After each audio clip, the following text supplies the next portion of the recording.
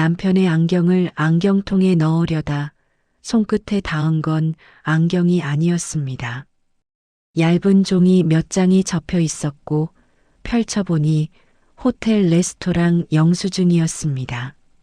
날짜를 보는 순간 제 손이 멈췄습니다. 저는 박정숙, 올해 68세입니다. 남편 박성우와 45년을 함께 살았고 아들 박민수를 키워 결혼까지 시켰습니다. 평생 한 가지 원칙만 지키며 살았습니다.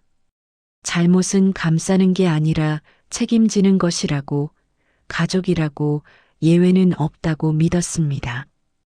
그래서 주변에서는 차갑다는 말도 들었고 매정하다는 소리도 들었습니다.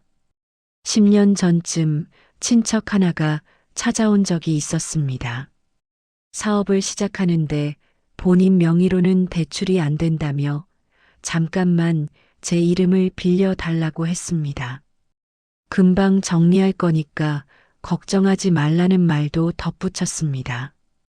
저는 거절했습니다.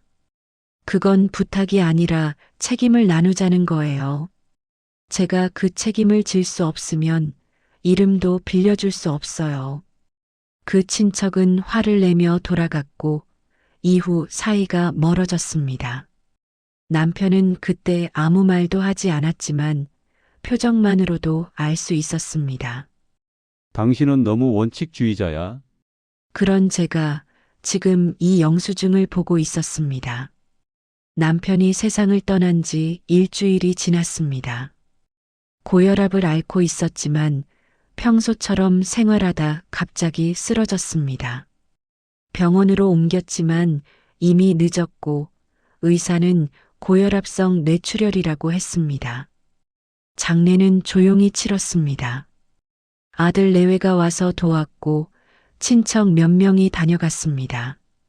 장례를 치르는 동안 저는 아무 생각도 할 수 없었습니다. 그저 절차를 따라 움직였고 사람들의 위로를 받았습니다. 장례가 끝나고 나서야 유품을 정리할 마음이 생겼습니다. 옷장을 열고 서랍을 뒤지고 책상 위를 정리했습니다. 남편의 물건들은 생각보다 많지 않았습니다. 낡은 지갑, 손때 묻은 시계, 읽다 만 책 몇 권, 그리고 안경이었습니다. 안경은 항상 안경통에 보관하는 습관이 있었기에 저도 자연스럽게 안경통을 집어들었습니다. 뚜껑을 열고 안경을 넣으려는데 안경통 안에 이미 무언가가 들어 있었습니다. 종이였습니다. 접혀 있는 상태로 여러 장 들어 있었고 꺼내서 펼쳐보니 영수증이었습니다. 호텔 레스토랑 영수증, 총 5장이었고 모두 같은 호텔, 같은 레스토랑에서 나온 것이었습니다. 날짜는 달랐습니다. 최근 3개월 사이에 찍힌 것들이었고 대략 2주에서 3주 간격으로 발행되어 있었습니다. 저는 영수증을 하나씩 확인했습니다. 첫 번째 영수증의 날짜는 9월 12일, 두 번째는 9월 28일, 세 번째는 10월 15일, 네 번째는 11월 2일, 다섯 번째는 11월 20일, 마지막 영수증이 찍힌 날은 남편이 쓰러지기 일주일 전이었습니다. 영수증을 보면서 이상한 느낌이 들었습니다. 남편은 평소 외식을 거의 하지 않는 사람이었습니다. 집에서 먹는 밥이 제일 편하다고 했고 특별한 날에만 밖에서 식사를 했습니다. 그런데 호텔 레스토랑을 5번이나 갔다는 게 저는 한 번도 들어본 적이 없었습니다. 영수증에 적힌 금액도 적지 않았습니다. 1인 기준으로도 부담스러운 가격이었고 2인 식사로 보기엔 금액이 애매했습니다. 저는 영수증을 다시 펼쳐놓고 달력을 꺼냈습니다. 남편이 사용하던 달력이었고 병원 예약이나 약 먹는 시간을 적어두던 것이었습니다. 9월 12일, 달력에는 오후 2시 병원이라고 적혀 있었습니다. 영수증 발행 시간은 오후 1시 30분. 병원 예약 30분 전에 호텔 레스토랑에서 식사를 했다는 뜻이었습니다. 9월 28일도 마찬가지였습니다. 달력에는 오후 3시 병원이라고 적혀 있었고 영수증 시간은 오후 2시 10분. 달력 위 숫자들이 갑자기 낯설어 보였습니다. 10월 15일, 11월 2일, 11월 20일. 모두 같은 패턴이었습니다. 병원에 간다고 했던 날 남편은 호텔 레스토랑에 있었습니다. 저는 영수증을 손에 쥔 채 한참을 앉아 있었습니다. 머릿속에 여러 생각이 스쳤지만 정리되지 않았습니다. 병원 대신 호텔에 갔다는 건 무언가를 숨겼다는 뜻이었습니다. 그게 무엇인지는 알 수 없었지만 분명한 건 저에게 말하지 않았다는 사실이었습니다. 저는 남편의 휴대폰을 찾았습니다. 유품 정리하면서 서랍에 넣어뒀던 것을 꺼내 전원을 켰습니다. 비밀번호는 알고 있었습니다. 남편은 숫자를 잘 외우지 못해서 제 생일로 비밀번호를 맞춰놨었습니다. 휴대폰이 켜지고 저는 병원 앱을 확인했습니다. 예약 내역이 남아 있었습니다. 9월 12일 오후 2시 내과 진료. 9월 28일 오후 3시 내과 진료. 10월 15일 오후 2시 30분 내과 진료. 예약은 되어 있었습니다. 그런데 영수증 시간과 맞춰보니 병원에 가기 전 호텔에 들렀다는 계산이 나왔습니다. 아니, 어쩌면 병원에 가지 않고 호텔에만 갔을 수도 있었습니다. 저는 병원에 전화를 걸었습니다. 예약 확인 좀 하고 싶은데요. 남편이 9월 12일에 예약했었는데 실제로 방문했는지 알 수 있을까요? 상담원은 잠시 기록을 확인하더니 대답했습니다. 9월 12일 예약은 당일 취소되었네요. 오전 11시쯤 전화로 취소 접수하셨어요. 그럼 9월 28일은요? 그것도 당일 취소입니다. 오전 중에 취소하셨어요. 10월 15일, 11월 2일도 마찬가지였습니다. 모두 당일 오전에 취소되어 있었습니다. 저는 전화를 끊고 영수증을 다시 봤습니다. 이상하다는 생각보다 먼저 미안하다는 마음이 들었습니다. 혹시 내가 모르는 사이에 남편은 혼자만 아는 짐을 이겨내고 있는 건 아닐까? 병원 예약을 취소하고 호텔 레스토랑에 갔습니다. 그것도 한 번이 아니라 5번이나 반복했습니다. 왜 그랬을까?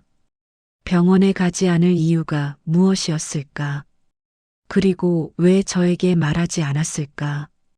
저는 영수증에 적힌 호텔 이름을 확인했습니다. 시내 중심가에 있는 곳이었고 그리 멀지 않았습니다. 굳이 확인하지 않아도 될지도 모른다고 생각했지만 그러고는 잠을 잘 수 없었습니다. 다음 날 저는 그 호텔을 찾아갔습니다. 로비로 들어서니 정갈한 인테리어가 눈에 들어왔고 레스토랑 안내판이 보였습니다. 1층 레스토랑이었습니다. 저는 레스토랑 입구로 걸어갔습니다. 점심시간이 지나서인지 손님은 많지 않았고 직원 한 명이 카운터에 서 있었습니다. 어서 오세요. 몇 분이세요? 젊은 여직원이었고 밝은 표정으로 물었습니다. 저는 가방에서 영수증 한 장을 꺼내 보여줬습니다. 실례지만 이 영수증 좀 확인해 주실 수 있나요? 제 남편이 여기서 식사를 했던 것 같은데 혹시 기억하시는지 여쭤보고 싶어서요. 직원은 영수증을 받아들고 날짜를 확인했습니다. 11월 20일이네요. 최근이긴 한데 혹시 어떤 분이신지 설명해 주실 수 있으세요? 70대 초반 남성이고 키는 보통, 안경 쓰고 계셨을 거예요. 직원은 고개를 갸우뚱했습니다. 저희가 손님이 많아서 정확히는 기억이 안 나는데요. 혹시 성함이 어떻게 되세요? 박성호입니다. 직원의 표정이 미세하게 변했습니다. 눈빛이 조금 달라졌고 잠시 망설이는 것 같았습니다. 박성호님, 잠시만 기다려주세요. 직원은 카운터 안쪽으로 들어가더니 서랍을 뒤지기 시작했습니다. 무언가를 찾는 듯 했고 잠시 후 봉투 하나를 꺼내 들고 나왔습니다. 혹시 손님 성함이 어떻게 되세요? 저요? 박정숙인데요. 직원은 봉투를 확인하더니 저를 다시 쳐다봤습니다. 맞네요. 이거 박성호 고객님께서 맡기고 가신 거예요. 네, 몇 주 전에 박성호 고객님이 오셨을 때 이걸 저한테 주시면서 나중에 누군가 찾으러 올 거라고 하셨어요. 그때 박정숙이라는 이름을 말씀하셨거든요. 직원은 봉투를 제게 건넸습니다. 혹시 박정숙 님이 오시면 꼭 전해드리라고 하셨어요. 저는 봉투를 받아들었습니다. 봉투는 흰색이었고 크기는 A사 용지가 들어갈 정도였습니다. 겉면에는 아무것도 적혀 있지 않았고 봉인도 되어 있지 않았습니다. 이게 뭔가요? 저도 잘 모르겠어요. 열어보지 말라고 하셔서 그냥 보관만 하고 있었어요. 저는 봉투를 들고 레스토랑을 나왔습니다. 로비 의자에 앉아 봉투를 열었습니다. 안에는 서류 몇 장이 들어 있었습니다. 봉투 안에서 꺼낸 첫 번째 종이는 메모지였습니다. 남편의 필체였고 날짜와 장소가 적혀 있었습니다. 9월 12일 그랜드 호텔 레스토랑 며느리. 9월 28일 그랜드 호텔 레스토랑 며느리. 총 5개의 날짜가 적혀 있었고 모두 안경통에서 발견한 영수증 날짜와 일치했습니다. 그 아래에는 짧은 문장들이 적혀 있었습니다. 민수회사에서 문제 발생. 품질관리 서류 누락. 납품 후 문제 발견. 회사 측 개인 책임 처리 방침. 합의금 8천만 원 요구. 기한 11월 말. 저는 메모를 든 손이 떨리는 걸 느꼈습니다. 아들이 회사에서 문제를 일으켰다는 것. 그것도 8천만 원이라는 돈이 필요한 문제였다는 것. 그리고 며느리가 그 문제를 남편에게 말했다는 것. 두 번째 종이를 펼쳤습니다. 이번에는 남편이 직접 쓴 긴 메모였습니다. 글씨가 평소보다 흐트러져 있었고 군데군데 지운 흔적이 보였습니다. 서연이가 찾아왔다. 처음에는 민수회사 이야기인 줄 알았는데 그게 아니었다. 민수가 품질관리 서류를 제대로 확인하지 않아서 납품된 제품에 문제가 생겼다고 한다. 회사에서는 개인 과실로 처리하려 한다. 합의금을 내지 않으면 해고와 손해배상 소송이 동시에 진행된다. 서연이는 울면서 말했다. 이 일이 알려지면 민수 인생이 끝난다고. 8천만 원이 필요하다. 11월 말까지. 나는 대답하지 못했다. 저는 메모를 읽으면서 남편의 표정이 떠올랐습니다. 최근 몇 달간 남편은 평소보다 말이 적었습니다. 밥을 먹을 때도 TV를 볼 때도 어딘가 다른 생각을 하는 것처럼 보였습니다. 저는 그게 나이 탓이라고 생각했습니다. 고혈압 때문에 몸이 불편해서 그런 거라고 여겼습니다. 하지만 남편은 혼자 이 문제를 안고 있었습니다. 세 번째 종이에는 남편의 고민이 적혀 있었습니다. 정수기에게 말해야 할까? 말하면 정수기는 분명히 반대할 것이다. 정수기는 평생 원칙을 지키며 살아온 사람이다. 잘못은 책임져야 한다고 가족이라고 예외는 없다고 말할 것이다. 그럼 민수는 어떻게 되는가? 해고되고 소송당하고 경력의 치명상을 입는다. 서연이 말대로 민수 인생이 끝날 수도 있다. 하지만 돈을 준다고 해서 문제가 해결되는 건가? 이건 잘못을 덮는 것 아닌가? 정숙이라면 절대 허락하지 않을 것이다. 저는 메모를 읽으면서 남편이 얼마나 오랫동안 혼자 고민했을지 짐작할 수 있었습니다. 병원 예약을 취소하고 호텔로 간 이유도 이해가 됐습니다. 며느리를 만나 이야기를 들었지만 결정을 내리지 못했던 것입니다. 그래서 매번 며느리를 만나고 또 만났던 것입니다. 네 번째 종이는 가장 짧았습니다. 하지만 그 한 줄이 저를 가장 크게 흔들었습니다. 아내에게는 말하지 말 것. 남편은 저에게 말하지 않기로 결정했습니다. 제가 원칙주의자라는 걸 알았기 때문입니다. 제가 아들의 잘못을 감싸지 않을 거라는 걸 알았기 때문입니다. 그래서 혼자 감당하려 했던 것입니다. 마지막 종이에는 남편의 마지막 고민이 적혀 있었습니다. 결정을 못하겠다.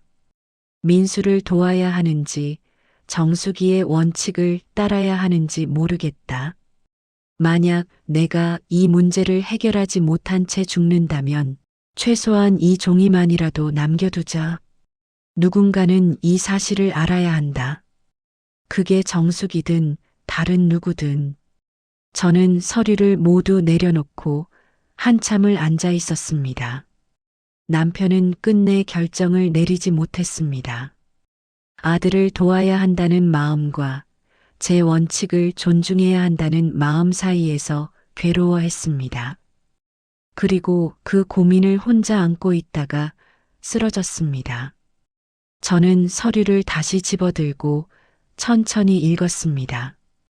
이번에는 감정을 배제하고 사실만 확인했습니다. 아들 박민수는 회사에서 품질관리 서류를 제대로 확인하지 않았습니다. 그로 인해 납품된 제품에 문제가 발생했습니다. 회사는 개인 과실로 처리하려 했고 합의금 8천만 원을 요구했습니다. 기한은 11월 말이었습니다. 며느리 이서연은 이 문제를 시아버지에게만 말했습니다. 시어머니인 저에게는 말하지 않았습니다. 그들은 내가 어떤 선택을 할 사람인지 이미 알고 있었습니다. 남편은 며느리를 5번 만났습니다. 매번 호텔 레스토랑에서 만났고 병원 예약을 취소하면서까지 시간을 냈습니다. 하지만 결정을 내리지 못했습니다. 그리고 저에게는 끝내 말하지 않았습니다. 저는 서류를 봉투에 다시 넣고 집으로 돌아왔습니다. 집에 도착해서도 한동안 아무것도 하지 못했습니다. 거실 소파에 앉아 창밖을 바라봤습니다. 남편이 앉아있던 자리가 비어 있었고 남편이 즐겨보던 시계가 벽에 걸려 있었습니다. 저는 생각했습니다. 만약 남편이 저에게 말했다면 저는 어떻게 했을까? 정말로 원칙대로 아들을 말렸을까? 아니면 어떻게든 돈을 마련해 줬을까? 답은 분명했습니다. 저는 원칙을 지켰을 것입니다. 아들이라고 예외를 두지 않았을 것입니다. 잘못은 책임지는 것이고 돈으로 덮는 순간 더 큰 문제가 생긴다고 말했을 것입니다. 그리고 아들에게 회사 절차대로 문제를 해결하라고 했을 것입니다. 남편은 그걸 알고 있었습니다. 그래서 말하지 않았던 것입니다. 저는 휴대폰을 꺼내 아들에게 전화를 걸었습니다. 벨이 몇 번 울리고 아들이 받았습니다. 어머니 무슨 일이세요? 민수야, 내일 저녁에 시간 있니? 내일요? 갑자기요? 응. 서연이랑 같이 우리 집으로 와. 할 이야기가 있어. 무슨 이야기인데요? 내일 보면 알게 될 거야. 아들은 잠시 망설이다가 대답했습니다. 알겠습니다. 내일 저녁에 갈게요. 전화를 끊고 저는 서류를 다시 꺼냈습니다. 하나씩 펼쳐놓고 순서대로 정리했습니다. 며느리와의 만남 기록, 아들의 사고 내용 요약, 남편의 고민, 그리고 마지막 한 줄. 아내에게는 말하지 말 것. 저는 이 서류들을 내일 아들 앞에 놓을 것입니다. 그리고 물어볼 것입니다. 왜 아버지에게만 말했는지, 왜 어머니에게는 숨겼는지, 그리고 지금은 어떻게 할 생각인지. 저는 서류를 다시 봉투에 넣고 서랍에 보관했습니다. 내일까지 감정을 정리할 시간이 필요했습니다. 지금은 화가 났지만 내일은 차분하게 이야기해야 했습니다. 감정으로 말하면 안 됩니다. 사실로 말해야 합니다. 밤이 깊어졌습니다. 저는 남편이 누워있던 침대 옆자리에 누웠습니다. 천장을 바라보면서 남편의 마지막 며칠을 떠올렸습니다. 남편은 평소처럼 밥을 먹었고 평소처럼 TV를 봤습니다. 하지만 표정은 평소 같지 않았습니다. 무언가를 고민하는 얼굴이었고 무언가를 참고 있는 얼굴이었습니다. 저는 그때 물어봤어야 했습니다. 무슨 일 있어요? 힘든 일 있으면 말해요. 하지만 저는 묻지 않았습니다. 원칙을 지키는 게 언제나 옳은 건 아니었을지도 모른다는 생각이 처음으로 들었습니다. 남편이 먼저 말할 거라고 생각했습니다. 아니, 어쩌면 저는 남편이 말하지 않기를 바랐는지도 모릅니다. 제 원칙을 지키기 위해서 저는 눈을 감았습니다. 내일이면 모든 게 끝날 것입니다. 아들과 며느리를 만나고 사실을 확인하고 제 결정을 말할 것입니다. 그리고 그 이후는 각자가 책임져야 할 몫입니다. 다음 날 저녁 초인종이 울렸습니다. 아들과 며느리였습니다. 어머니 왔습니다. 들어와. 두 사람은 거실로 들어와 소파에 앉았습니다. 평소보다 표정이 굳어 있었고 며느리는 제 얼굴을 제대로 쳐다보지 못했습니다. 저는 마주 보이는 의자에 앉았습니다. 테이블 위에는 아무것도 올려놓지 않았습니다. 갑자기 부르셔서 무슨 일인가 했어요. 아들이 먼저 말했습니다. 저는 대답 대신 옆에 두었던 봉투를 꺼내 테이블 위에 놓았습니다. 흰색 봉투였고 아들과 며느리는 그것을 보자마자 얼굴이 하얗게 변했습니다. 이게 뭐예요? 며느리가 떨리는 목소리로 물었습니다. 저는 봉투에서 서류를 하나씩 꺼냈습니다. 첫 번째는 남편이 적은 만남 기록이었습니다. 9월 12일 그랜드 호텔 레스토랑 며느리. 테이블 위에 내려놓았습니다. 9월 28일 그랜드 호텔 레스토랑 며느리. 두 번째 종이도 내려놓았습니다. 10월 15일, 11월 2일, 11월 20일. 총 5번.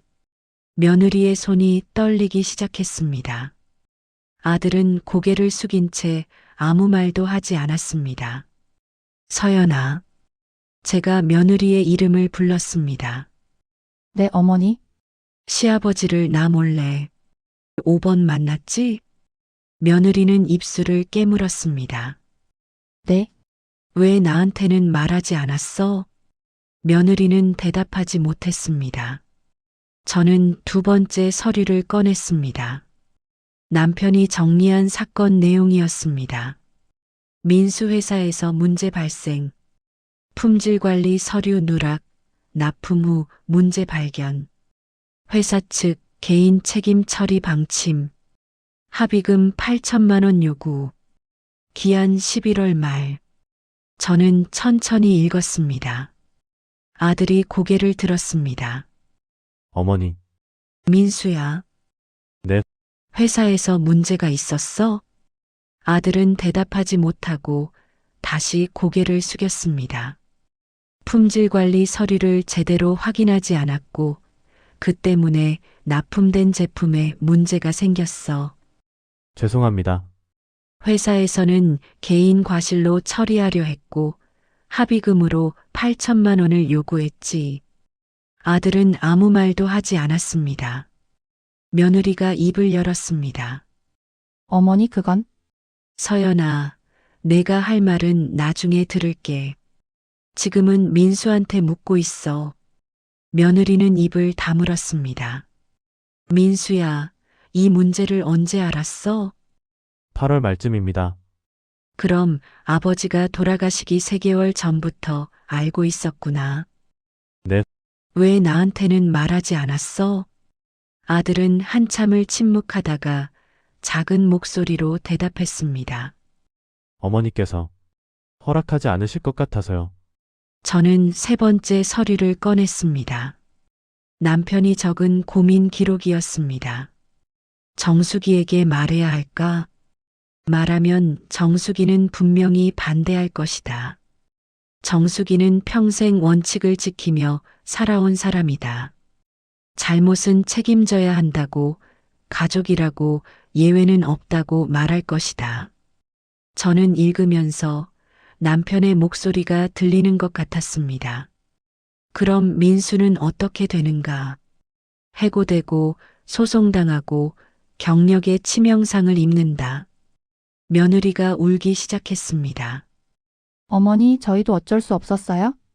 민수가 해고되면 저희 가정이 무너져요? 아이들도 있고 대출도 남아이. 그래서 시아버지한테만 말했구나. 죄송합니다. 나한테 말했으면 내가 뭐라고 했을 것 같아? 며느리는 울면서 대답했습니다. 어머니는 돈을 주시지 않으셨을 거예요? 원칙대로 하라고 회사 절차대로 가라고 하셨을 거예요? 맞아. 저는 4번째 서류를 꺼냈습니다. 단 한 줄만 적혀 있는 종이였습니다. 아내에게는 말하지 말 것. 테이블 위에 내려놓았습니다. 너희 아버지도 알고 있었어. 내가 어떤 사람인지, 내가 어떤 선택을 할 사람인지. 어머니, 그래서 나한테 말하지 않았던 거야. 너희를 도와주고 싶었지만 나한테 말하면 내가 막을 거라는 걸 알았으니까. 아들이 고개를 들었습니다.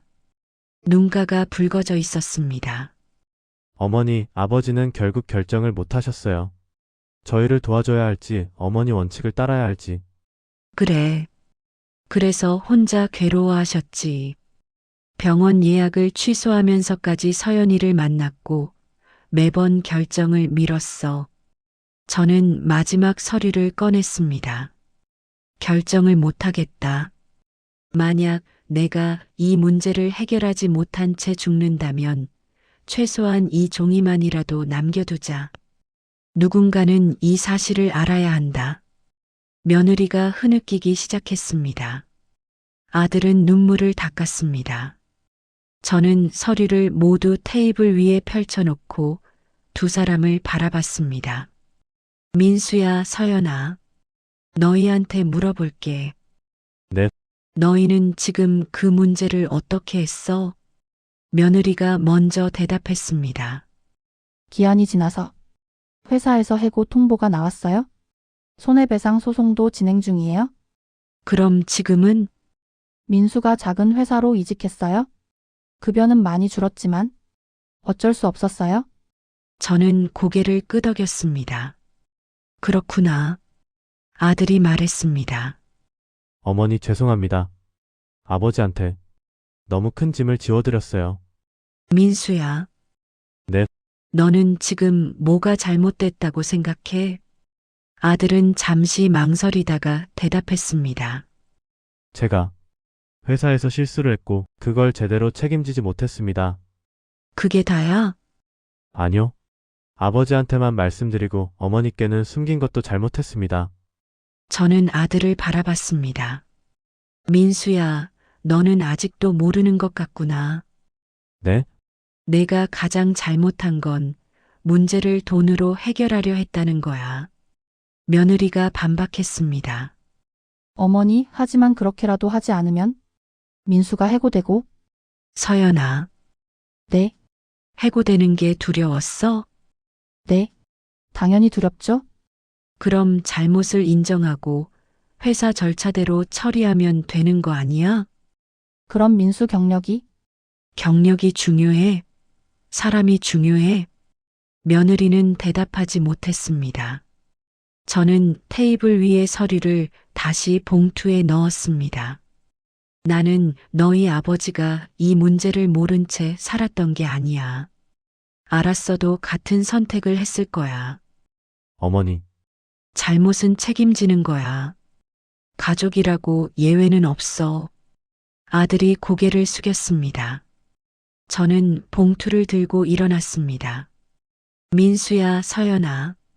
두 사람이 저를 쳐다봤습니다. 앞으로 너희에게 그 어떠한 지원도 없어. 지금도 앞으로도. 며느리가 울먹였습니다. 어머니, 그럼 저희는 너희 문제는 너희가 해결해. 원칙대로. 어머니, 그리고 당분간 우리 집에 오지 마.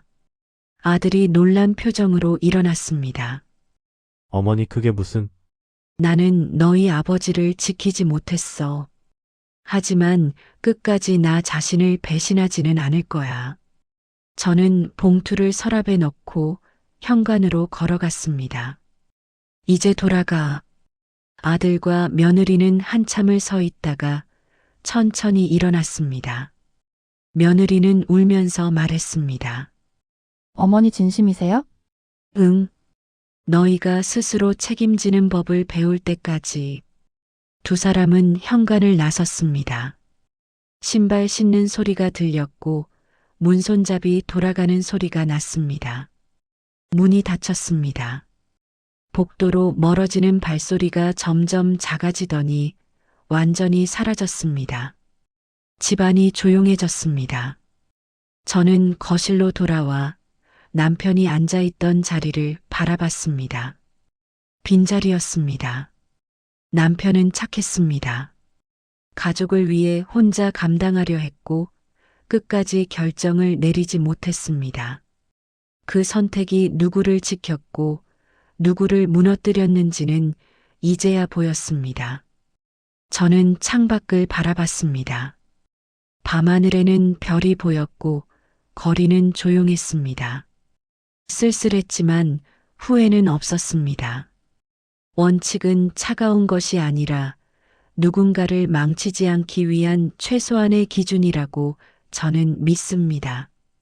그 기준을 지키는 것만이 남편을 끝까지 배신하지 않는 방법이었습니다.